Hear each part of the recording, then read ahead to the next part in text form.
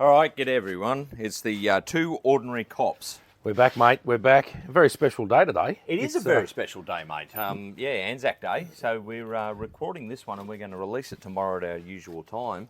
But it's mate, a day for those people who are listening. Well, yeah, exactly. Yeah. Mate, do you want to give us a bit of what happened today? Yeah. So I've travelled up yesterday, and we're in Brisbane, and we went over to Redcliffe for the march this morning, which was really good. We sort of hung out went and got did a bit of brekkie on the Redcliffe foreshore there, and then into the RSL at Redcliffe to catch up with an old mate he's still in the job actually up in the NT. Him and his family came down. They just see what's going on around the place, and he's also an Afghan veteran. He was in the 1st Armoured Regiment back in the day, which is the old tank unit.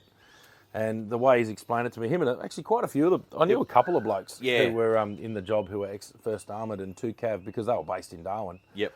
For those playing at home, so 1st Armoured Regiment, there's the 2nd Cavalry Regiment. They're both armoured, so armoured vehicle units that I think they both used to be in Darwin. I'm not sure where they both are now, but what he did was he was tasked to drive for Special Forces over there, and he drove Bushmasters over there. And anyway, he was with a couple of mates who for formerly, and one of them's still in the army, and the other one's just got medically retired. And it was a bloody poignant place. Yeah. So we met him early, and we having a chat and over a coffee, and then we had a pretty early beer because that's what you do because it's Anzac Day. Well, we don't need an excuse, mate, really. Well, exactly. Yeah, but it was a good excuse today. Yeah. And the one thing we got talking, and straight away you could see the recognition of the similar service. Yep. So, I mean, I was in the army for a very short period of time, but I didn't do anything. I didn't go overseas or anything like that. And yourself, you never served in the military. No. But there was a real understanding of each other. We sort of got each other, and my mate was the intermediary. Like he's served in both and still serving in the police. And one thing that sort of struck me was, and it sort of talk about sacrifice and stuff like that. Well, one of the blokes there, I thought he looked a bit stiff. Yeah. He was a bit. Yeah, that's like right. He said, "Oh, Paul must have must not be used to wearing a suit or something." Yeah. Anyway, he pulls out his phone and said, "I'll show you." And he's had his spine fused Yeah, in his neck, in and his he's neck. been recently medically retired from the army after 20 odd years, I think it was. And the trouble is I got chatting to my mate afterwards. He said, "Oh, well, it was his life. Like he was a lifer." Yeah. And he's the kind of guy who would definitely stay in the army for a very long time, and they potentially had 20 years out of him. Yeah, exactly. And here he is with a pretty bad injury that's gonna cost him. Like it's gonna make life quite difficult. And he's there with 3 little kids and stuff like that, and it got me thinking. It's like the sacrifice is still there. Yeah. Like these are. I mean, he's been through the wars. This is a guy who, he said he was training people to drive armoured vehicles down in Puckapunyal in Victoria, and he suffered whiplash, which was one of the problems he had. Something else that went wrong with him was he stepped off a tank and fell 2.5 metres to the ground in the middle of the night. And he also got blown up twice in Afghanistan with hitting roadside IEDs. So the poor bugger's been through the ringer. And it was just interesting to sit there and have a chat and sort of realise the similarities in service. But then I sat back and went, well, last time I checked, I've never been blown up in a police car on the side of the road. Like it's a fairly full-on experience. Yeah, I mean, having those like bombs go off underneath, like the car as they're going along, it's incredible. Yeah. It really hits home what it was like over there though too a bit. Yeah. Like, I mean, it's not the same as being there definitely, but you can get a good understanding of what it must have been like. Yeah. It was a wild. It's incredible what they went through. What he was. Another thing that was interesting about him was he had recorded things on his phone while he was over there. Yeah. And I saw humour.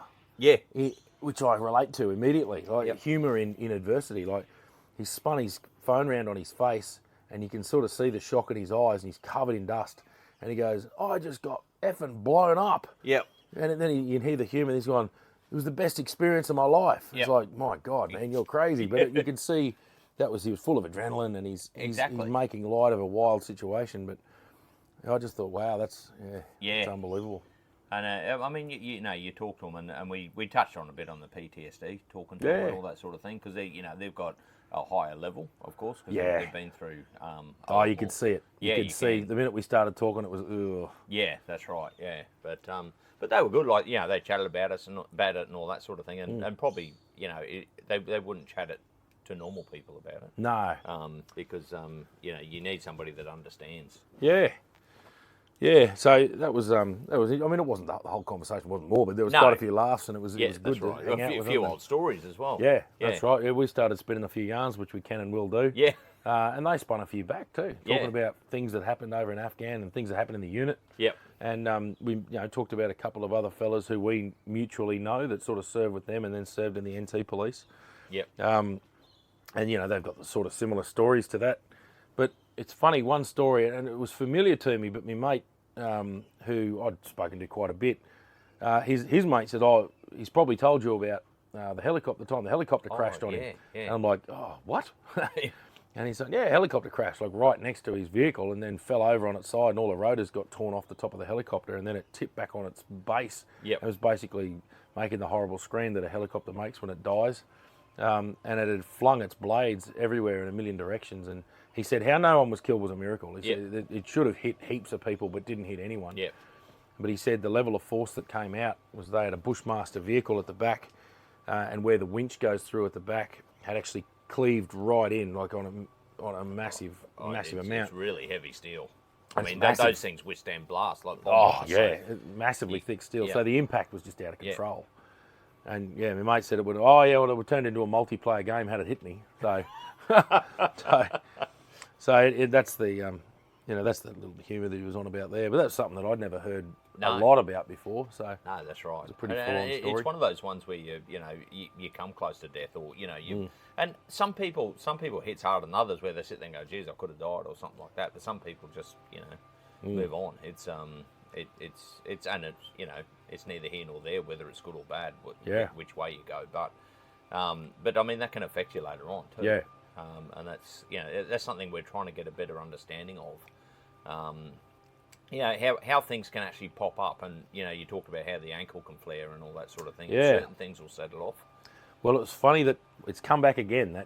That old saying, that twisted ankle, snap spine. So they were saying, or my mate was saying, he hasn't got twisted ankle, he's got sore back version. Yeah. So it's a little bit worse than us, and that's probably fair enough considering he's also had quite an experience. He's been in the NT police for quite a while too. So, Yep. and he's very operational the whole time. So, it was just interesting to have a chat to them, and that was good. But I mean, the whole day itself was good. So we went down and watched the march. Yep. And you summed it up well. As we turned to walk back, you're going, "Gee, I love a pipe band." Yep. As you're wiping your tears away, and it's Yeah. like, mate, I do too. And Yeah. it's sort of, I just get so emotional, when they're playing the bagpipes as they're coming around the corner. Like I listen to it, and it just, I don't know, it puts me in this thing. The fact is, and look, I'll tell you this, and people might judge me on this, but everybody remembers the massacre over in Christchurch. The guy shot all those people and all that. And somehow, I was on my phone at the time, and actually the feed came through to my phone. Right, and I actually saw it like while it was happening, Oh. and this guy's like bang, bang, shooting, and I'm sitting there completely as an investigator would. Yeah, and I yeah. looked at it and I've gone, okay, yeah, that one's down. Yep, no, that one's down. Like and I'm running scenarios through my head about how we would approach this and all this sort of thing. No emotion whatsoever. nah. But those bagpipes, Oh, yeah. mate, I was crying. Hits you right in the It feels, does, mate. yeah. And it's funny because you kind of, when you're in those situations, you switch off that emotion because you've just done it so many times. Yeah. But then when you're in a more relaxed kind of atmosphere, it's like I said, I can watch that. You put Bambi on, I cry like a baby. Yeah. Yeah. So I do love a bag. I sort of sink back into it and get, I don't know, it sort of makes me feel comfortable. I like it. Don't get me wrong, it hits you in the feels as well. But one thing that did hit me was that I saw the boys standing there, and they're in their suits, wearing the medals. They put their berets on, the black berets. I call the oil rag because they're the black berets of the Armoured Corps. And I saw them holding their kids' hands. I thought, that's bloody, how good is that? It is, yeah. It's like where the age of, I remember when I was a kid, the old World War II and Vietnam. Yeah. Vietnam blokes were fairly young. Yep. The World War II blokes were the old blokes. Yeah. And I remember looking at them just thinking they were just immortal, Yeah, that's right. Yeah. And ironically, mortality's caught up. There's none left. No, Or no, there's that's very, right. very I few. think there's 6, actually. World from War the- II. Yeah, that was. Oh, well, I read that in the news. How accurate that is, I'm not really sure. Yeah, I'm not. There'd be a few still around, but they're very, very yeah. elderly now. Yeah, so It's and you know the scars, and this is one thing like Anzac Day is very big. Like I know for especially for frontline services and the army and Defence Force as a whole. But what and you know it annoys me when you hear all the crap going on about it from certain people around the globe and all that sort of thing. And I sit there and go, the thing is, you've never experienced, and I haven't, but I have so much respect for people that laid down their life so I can actually be able to do a podcast. Yeah. I pay homage to them because they did that. They put their life on the line so we can enjoy sitting here having a beer and doing a recording where we can actually get it out to the world. And if anybody that doesn't respect that, you're a lowlife in my eyes. Well, I think it's more that we're very removed from.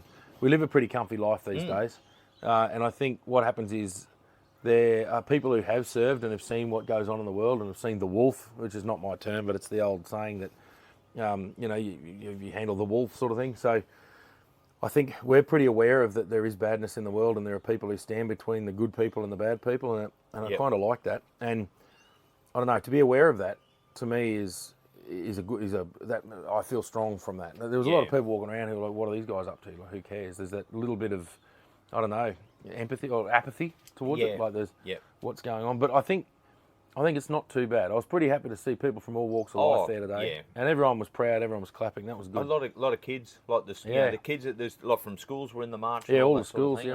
I think the more we can actually remind especially the younger generation. I mean, it was probably we were a bit closer to it when we were younger, but the more we can actually keep that just going, you understand you actually live this life because they paid the ultimate sacrifice, and they were only young. Oh, babies, mate. Yeah, babies. They were half our age. They were kids. Well, look at in the World War I and II, they were teenagers. Exactly. Yeah. And I look at teenagers now and even have conversations with them. It's funny because there's that running joke where you go, "I'm 40." Well, I'm not. I'm 41. I'm 42 this year. Yeah. But I feel like I'm 20. Yeah. Until I hang out with a 20-year-old. It's like, no, I'm 40. So to me, they're young. They were very innocent. They were naive. Yeah. They went into something and you go, holy bloody hell. Like they ran at it. And I know a lot of that would have come from ignorance about what was going on. Probably, we look back, but they still did it. Yeah. There was no whinging about, oh, poor me, poor this, no. Why, what's someone else's fault, it's this. No, they just got into it. They just got in there and did it, yeah. I don't know. Some of the people's views on it really annoy me because they live with the privilege now because they paid the ultimate sacrifice. And that's the ignorance. Yeah. That's the ignorance of not understanding why you have it so good. Yeah. So, but yeah, I think just the day in general too was it's a bloody nice spot. I've never been down to that foreshore at Redcliffe. No. It's a nice spot down there. And or up there, it's north of us. Yeah. Exactly. Yeah, we're sitting in Indooroopilly at the moment, so it's a bit north, So, I don't know. I thought that was good. And to me, and one thing that struck me too, as I walked back, there was a couple of Queensland coppers there just doing their thing, walking around. And they were a bit younger than us probably. And they were gonged up. A few of them had medals on. As in military service medals. Yeah. And it reminded me as well, it's like, it's in all states, there's a lot of ex-servicemen from the Afghan and women, ex-service, ex-military who've come across now and are in the police forces around the country. Yeah. So even on their day, on Anzac Day, the day that the veterans are allowed to carry on and kick on and we'll tolerate them having a vomit when they get home if they really need to. Yeah, that's right. Although it's getting a bit hard to do that now. I'd pull up terribly. So they, on their day, they're still serving. Yeah, that's right. They are walking around policing the place. Yeah. So, and there was an ambo there actually as well. Yeah, mate. And it was funny because one of the ones recently in the podcast, you mentioned that, when was the last time you got pulled over for a roadside protest? And funnily enough, we're heading on the way home, and I was driving because I was only drinking zeros. I know, Yeah, no judgment there, mate. Yeah, that was definitely wrong of me. But hey, I did have to drive all the way back to Indooroopilly, and we went through a a roadside test, but we didn't actually get pulled over. We went straight through. We could have dropped the podcast, mate, given a shout out and see if they get them all signed up. Not to worry. But so we had a good morning out there, and actually it was funny because obviously once we got through, we were talking a bit about the military stuff earlier on, and then we were chatting, just general conversation. It wasn't all deep and meaningful. It was having a laugh and just a catch up. Yeah. And we got talking to my mate who has quite a bit to do with the new computer system. Oh, that's right. Yes, exactly. And he was sort of saying how the pros and cons of the new system. But I know we spoke about how we used to get cranky with the inefficiencies of the job. Like I think we'll talk. It came up this morning. So since we released the podcast where we talked about how the systems used to annoy us and how I heard about the briefcase system in WA, we've had it confirmed. We have had it confirmed. We've had a former Northern Territory police officer who now serves in Wapol. Yep. Who got in touch with you and has let know that not only is it the same as what I was summing up, it's actually better. Yeah, that's right. Well, he said 100 times better. Yeah. He said it is. He said it's great. He said you can really smash through the paperwork or smash through the arrest, so to speak. Yeah. And he goes, you can get a much higher volume because it's just simple. Yeah. And if it's worth it, if there's any of the executive members of any state police force are listening, which hello, sir or ma'am. Yeah, that's right. Thank you for joining us. I don't know if you are or not, but a shout out to them as well if you're listening. My biggest gripe, as I've said before, was the inefficiency in the job. And if you've got a good computer system that does the work for you, and you can use, we've got AI now, for God's sake. Well, exactly. The opportunities there to have a really good system and motivate the guys, because most of the time you've employed good people. If you let them do what you've trained them to do and get the systems working for them, it'll be so much better. Oh, exactly. It's just, I remember just smacking your head against a brick wall going, here we go again. It's just time, double It up, was double funny up. because in the last episode we spoke about how we started doing video statements. Yeah. Right? And I remember one of the discussions you and I had was we needed a system where you could get it transcribed, right? Yeah. And anyway, you mentioned today there is actually now Yeah. somewhere where you can actually get it transcribed. So that would have made it far more efficient, especially in our day. Yeah. Well, we probably do sound like dinosaurs to the new guys, but we would have to get things transcribed manually by people. Yeah, that's right. And my mate today's just gone, mate, it's all automatically transcribed as it happens. He said, you do have to check it because it comes out with some wild stuff. Yep. But what it's did he pretty... say Casuarina was? I can't remember. He said Casuarina comes back as Enurina. Cars Marina or something. Cars in the Marina or something, yeah. So, yeah, I mean, but that's fine. He said it's easy to fix, but it's still a hell of a lot quicker than having someone sit there and listen to it all. So it's, it sounds like that sort of side of things is kicking along pretty well. Yeah, that's right, yeah. I mean, it's definitely far more efficient than when we were there. Oh, yeah. But it was mentioned, and I know we had this problem in our day, is a lot of the officers early on, I've spoken about this 100 times, they're not correctly trained to start with because mistakes, it's harder to fix a mistake than get it right the first time. Yeah. And like I said, even towards the end of my career, I spent more time fixing up mistakes that junior cops had made, and it wasn't their fault. No. They hadn't had the right training, they didn't have the right senior partners coming out, and that's a key point. The problem is then it gets progressively worse as it goes through. It just forms a habit. It does, yeah. Yeah. So I think that the trouble is too, and for people who aren't necessarily in the police, I think the police get it because it's like, when do you have time to train? So I remember we'd have a day for command training where we'd go and all do some course. It was like, can I cut this away? I've got so much work to do. Yeah. If I'm not being given tasks, if you turn up for work and the radio just sends you to the next job, next job. If we could just have a day where we just didn't learn anything, we could just catch up on paperwork, that'd be magnificent, thank you. But it never happens. So I think the trouble is, a lot of organisations, they have work to do, but then they have time to train. Yep. The police don't. No. In no jurisdiction, really, is there time. Unless you get withdrawn from operational service and sent on a course. That's right. If you're just rostered, there's a limited number of resources there, and you just can't get the training happening. Well, I got a bit of a funny one there. When I was working in the domestic violence unit, I remember we were sitting there one day. We had to go, I don't know, we were made, technically. Voluntold, I think, is the technical We're told, term. yeah. To go to this, it was a bit of a talk, and it was where they were talking. It's more touchy-feely stuff and all that. I thought you were all about that, mate. No. You're the Cuddle Squad 3000, Schultzy. No, but especially in the DV unit, you understand what it's like to investigate. You got so much to do, and anyway, and we didn't really want to go. This is about hugging people, right? We are nice. We at that stage, I can honestly say the domestic violence unit was one of the probably most compassionate group. Yeah, I think so. They were very good. We treated victims with the utmost respect. I still can't bloody get words out, and all that sort of thing. But we didn't need to be told by somebody that's not even in that field. No. They're in psychology and all this sort of stuff. How we should treat people. Well, you're not here on the ground. We No. are compassionate people. We are caring for them. We've an outstanding relationship with victims. Yeah. So, so we didn't really want to partake in this anyway. No. So what we did is a bit of a sidestep here. We went into the shift sergeant and said, can you give us a call in about 5 minutes? Say you got something urgent you need the investigators to deal with. You cheeky bugger. Oh, I know, yeah. So we got up there and, of course, 5 minutes later, a knock on the door. He actually came up himself. He goes, oh, look, sorry. He said, can I have Schultzy? And I won't mention the other copper's name.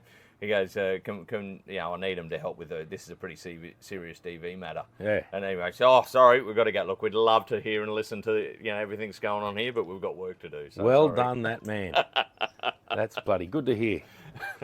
Yeah, no, it's little tricks of the trade, mate. Yeah. Yeah, I found some of that did get a bit condescending at times. You sort of, we've got an objective to carry out. Like we've spoken about that before. And yeah, to be sort of, bring it back to the emotion. It's like, listen, there's emotion. Of course, we're going to be nice to people. We have to do this for a long time. Yeah. And it's not really our role. I think you mentioned it right early on, and the fact that if we treated people, like you said, you can honestly say that we treated people as we would expect to be treated if it was a family member or something like that, and we did. And victims were exactly the same. We treat them as we expected. And of course, you will hear the bad stuff in the media and all that sort of thing, because it is a police force. There is so many cops. There's so many personalities. There are some bad cops in the force, unfortunately. Of course there are. But it's a fact of numbers, isn't it? Yeah. But I know some bad. Well, I don't know. I'm assuming there's some bad plumbers. Yeah, exactly. There's probably bad taxi drivers. Right. Yeah, yeah, that's right. And but I can honestly say that we had some really good results because we were compassionate. Yeah. And we were until an offender turned violent, we would show adult expectations. Yeah. And we spoke to them that way. And if it went south, and that's just the way it went. Wasn't up to us. No, that's right, exactly. Yeah, what happens here is their decision, basically. Well, it's not. It's how they react. Yeah, no, exactly right. Yeah, so. And I think it's a universal thing. I've spoken. We keep getting messages, and I keep talking to people, and they're all saying that it's a universal thing. That a lot of people might be in their own mind, but they're saying, no, what you said's 100% correct. And this is more the operational policing side of things. So, like our non-police listeners, who I'm very happy to have on board just quietly. This is more just talking about what it's like as the coppers on the road. So this gets down to the real ordinary cop stuff. Yep. It's we talk about when we discuss the efficiency of things, that's just a practicality of the day-to-day work. Yep. And it's important because it's like, bloody hell, it's more difficult than it needs to be because of these reasons. Yep. And the job's hard enough already. It's a tricky job. You've got to balance emotion with getting the job done and fatigue of night shifts and stuff like that. Yeah. And then, the constant scrutiny. So it's already tricky. Yep. It's like if you could just have a little bit of help with your systems, that would be good. Oh, mate, the stress levels and especially, I can talk definitely about the NT Police Force, but the stresses would have been, I reckon, halved if the computer system was efficient. It would have saved hours and hours of police work where they could actually go out and engage more with the community. And get things done. And engaging the community, that's an interesting one. I do remember a conversation when I first went out and took out, and we're probably jumping around a bit here, but it's just as things come to us because we were here to talk about ANZAC Day. But I'll just mention this one. So I was when I first went out to Ramangini, of course, it was a new intervention station, spent all that money in building it and all that sort of thing. And very recently they sent out and they said, we want a 10% reduction in crime. Oh, I remember that. The area. And anyway, the thing with Ramangini, it was only policed part of the time before that, right? Yeah. So you never had constant cops. If you're a constant cop and you get ingrained in the community and talk to people and chat to people, you will pick up offences that you wouldn't normally pick up if you're just coming in for a day or two. Of course. And all that sort of, because people feel comfortable at coming forward. Yeah. Anyway, I rang my senior sergeant straight away, basically, when this order came through. We want to see a 10% reduction in crime. And, I mean, crime in Ramangini wasn't that high at the time because, of course, there was a lot of stuff not being detected because police weren't actually always they weren't there. used to police. Exactly. Yep. And anyway, and I said, it's not going to happen, boss. No. And he goes, what do you mean? I said, well, the fact is, I'm the sort of cop that do get engaged in the community, all right? I chat to people. I walk down the road. I don't drive to the shop. I walk down so I can actually have a chat. The amount of times I've been walking down and, you know, an Aboriginal house, I'll sit there and call out, they go, Ben, can you come and help us with something? Yeah, of course. And I walk in, they'd turn over their favourite flower tin, you know, and I would sit down and have a discussion about the family problems they were having. Yeah. You know, and I would give advice on, you know, how I saw the best way to go, and they were happy with that. Yeah. But also, in chance with that, like, they used to come up to me. I remember one of the funny ones, a guy came up to me and said, hey, Ben. I said, yeah, what's that? He goes, mate, I want to make a complaint. What's that? What's that about? And he goes, my drug dealer, he's charging me way too much. I do love my that. response was, well, mate, that's disgusting. That's terrible. Mate, give me that information. I'll go down there and sort it out We'll for have you. a chat with him right now. Until next time he's got a big heap of gear in, you let me know. I'll go down and see what he's charging for it. But as a result, of course, we get more jobs. Yeah, so crime increases. Exactly. So crime, the stats increase. Yeah, that's all it crime is. doesn't. Yeah. It's always there. Yeah, stats are always a funny thing because, yeah, they weren't a great indicator of what's going on. No. It sort of, it indicated what's being reported. And you can fudge stats to a certain extent you can as well. report certain things and not others. I mean, we're not going to go right into that, but yeah, No. I was never a very firm believer in just being stats driven. It's sort of not. Look, I get it. It's very hard to objectively measure the effectiveness of policing. Yep. I mean, it comes down to the perception of safety by the. So there's two different things there. There's actual safety. Yep. In Australia, we are very, very safe comparatively yeah. to the rest of the world. I'm not saying we're perfect, Yep. but we are quite safe. What heads out in the media can plant fear into the community's mind. Yep.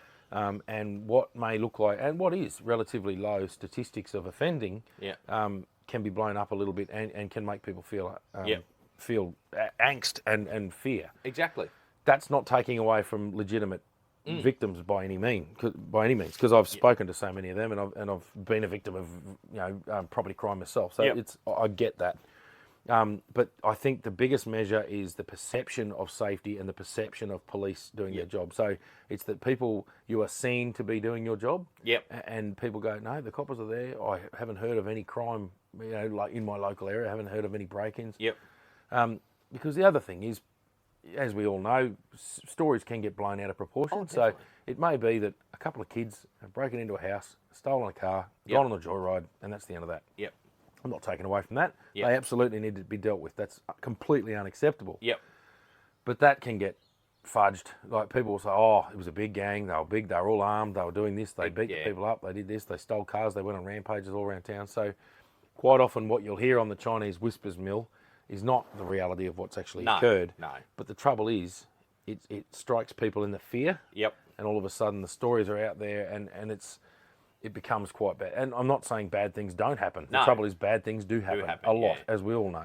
But I think we get to see it, though, a lot, too, because I know you and me on a number of occasions, like, there's often media will call you, and you'll give out a couple of things just to keep them interested. It's a bit like throwing a dog a bone, so to speak. Yeah.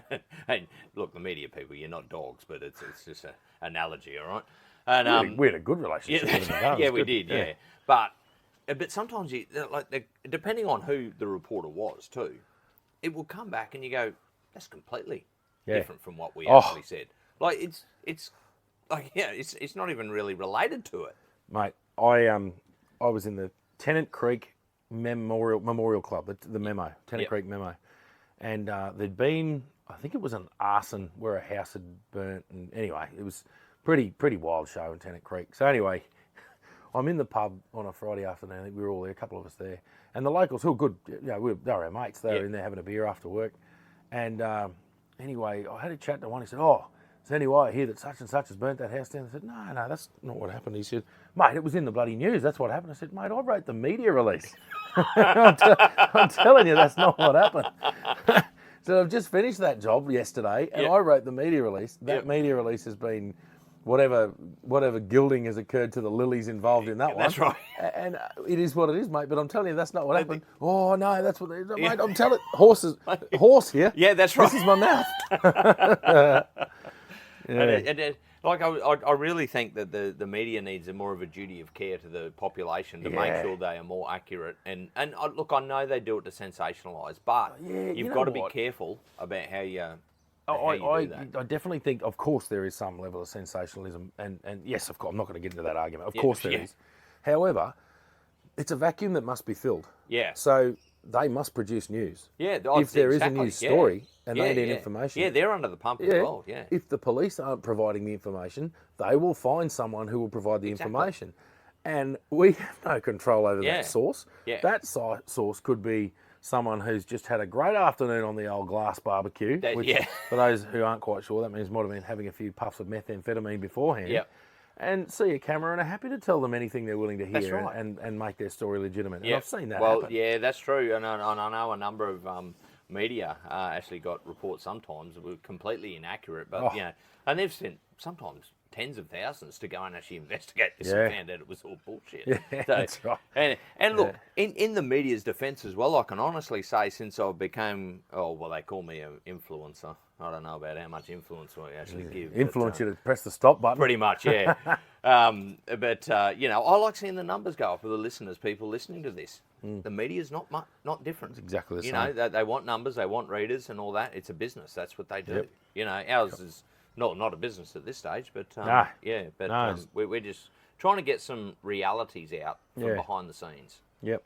And we do talk to a lot of people, so we get quite a broad spectrum, of, especially from behind the scenes, of stuff that happened. Of course, there's stuff we can't say.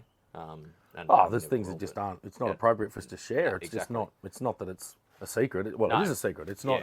It's not our story to tell. So yeah, that's right. But yeah, I mean, we started off. It's ANZAC Day. We've had a good relaxing day. We're going to have a pretty relaxing afternoon. We thought we'd just record our thoughts and I mean, in the future, we've had some good feedback as well. One person, actually, Stu, his wife Lisa, suggested that she wants to hear more from the investigative side of things. So actually, our investigation, how we get to where we get to. Yeah. So the nuts and bolts, and to me that makes sense. So a lot of people who aren't police wouldn't understand the actual process of conducting an investigation. Yeah. So I'm more than happy that we go into that and just talk about a job, and then say these are the lines of inquiry we might go into, and just you can almost think along with us at home and sort of go, we've got information off the victim that says this. We've gotten a very thorough timeline of what they've done. So out of that timeline, we might have topic boxes, and we'll go into that. But I think we could probably go into the investigative methodology a little bit, because it's no secret. No. Exactly.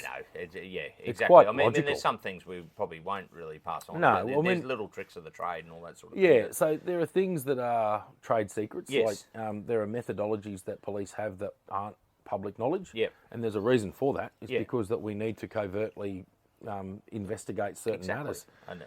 We probably won't go into that. We'll probably go into things that people do know happened. Yep. But the real basic stuff is, I'll just tell you how we interview a witness. That's right. Yeah, and then exactly. The topic boxes, and I'll explain that term a little more, but it might be how we detect and how we establish lines of inquiry out of a very basic victim statement. Exactly. Yeah, that's right. And it's and I think, anybody that's, and look, this isn't CSI, people. What we're talking here is realistic. Really basic. Yeah, that's right. Yeah. But people do find that interesting, how you actually get from one point to the next, and sometimes you get lucky. Yeah. Sometimes stuff will just fall in your lap, and we will talk about one that you and I were both involved in. Yeah. And that, I don't know, everything. Even the information we got led us to a place which actually gave us a different offender. Yeah. And it was just one of those things that just landed in our lap. And, and we looked awesome. Yeah. We basically solved an unlawful entry in about 10 minutes. Yeah. I mean, we might have looked awesome, but there was a lot of luck happened that day. And listen, mate, with the Queensland Police Service helicopter flying overhead, they've obviously cottoned on to the fact we're talking about methodology. It could be. So we're at about our magic mark. We are, mate. But so I think it's ANZAC Day, so we've enjoyed our day today. I hope everyone else did, and paid their respects around the country, and we'll be back. And and look, this one was just a bit of a, shoot in the breeze. Bit of a yarn. Just because it was ANZAC Day, and we thought, it's nice to remember those people that have died for our freedom. Yep. So, and it's important we always remember them. Not even on ANZAC Day, every single day. No, definitely, mate. Righto. Yep. We'll talk to you next time. It's the Two Ordinary Cops, mate. signing off. See you later.